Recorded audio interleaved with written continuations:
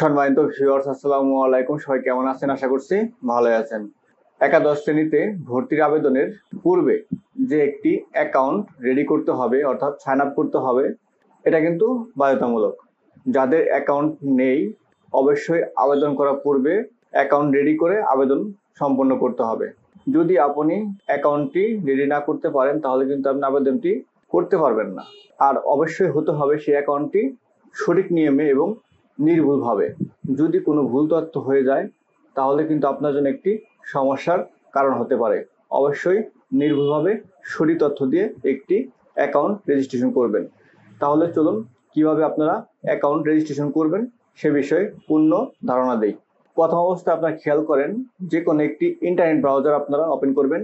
Open করার পরে উপরের দিকে অ্যাড্রেস লিখবেন এক্সআই ক্লাস অ্যাডমিশন, লেখার পরে সার্চ করবেন। সার্চ করার পরে খেয়াল করেন আপনার সামনে কিন্তু এরকম কিছু লেখা চলে আসবে, এক্সআই ক্লাস অ্যাডমিশন সিস্টেম।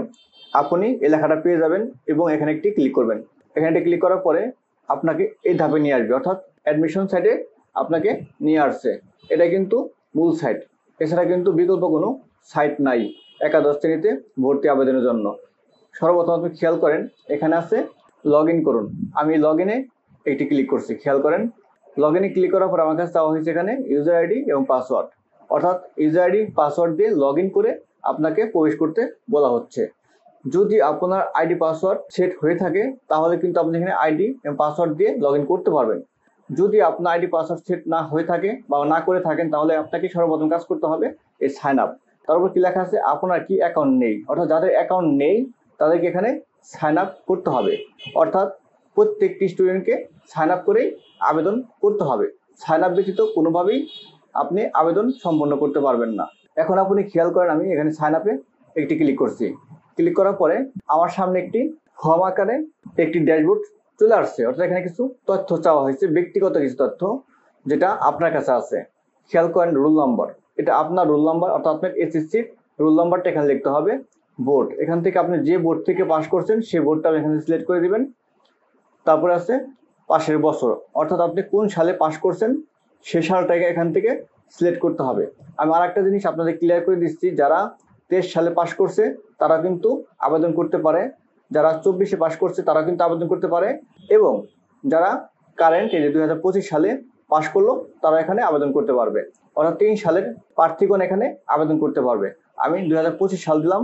খেয়াল করেন 25 দেওয়ার পর এখানে চাওয়া হয়েছে রেজিস্ট্রেশন নম্বর, অর্থাৎ আপনার যে রেজিস্ট্রেশন নম্বর, এসএসসি যে রেজিস্ট্রেশন নম্বরটা সেটা অবশ্যই সঠিকভাবে এখানে লিখবেন, কোনো ভুল করা যাবে না। তারপরে খেয়াল করেন এখানে আছে মোবাইল নাম্বার, এটা অবশ্যই আপনার ব্যক্তিগত বা আপনার ফ্যামিলির কোনো মেম্বারের নাম্বারটা দিবেন। এনাদার পার্সনে কোনো নাম্বার দেওয়ার প্রয়োজন নেই, অবশ্যই আপনার ফ্যামিলির নাম্বার দিবেন অথবা আপনার যে ব্যক্তিগত নাম্বারটি আছে সেটা এখানে ইউজ করবেন। সমস্ত মেসেজ কিন্তু সেই মোবাইল নাম্বারে যাবে এবং অবশ্যই সেই মোবাইল নাম্বারটি সচল একটি মোবাইল নাম্বারে ইউজ করবেন। কোনো বন্ধু সিমের নাম্বার এখানে ইউজ করা যাবে না। নাম্বারটি লেখার পরে সেম মোবাইল নাম্বার এখানে আরেকবার লিখতে হবে। লেখার পরে খেয়াল করেন দুটি নম্বর অবশ্যই মিলিয়ে নেবেন ঠিক আছে কিনা। ঠিক থাকার পরে এখানে নিচে খেয়াল করেন সমস্ত তথ্য অবশ্যই সঠিক হতে হবে।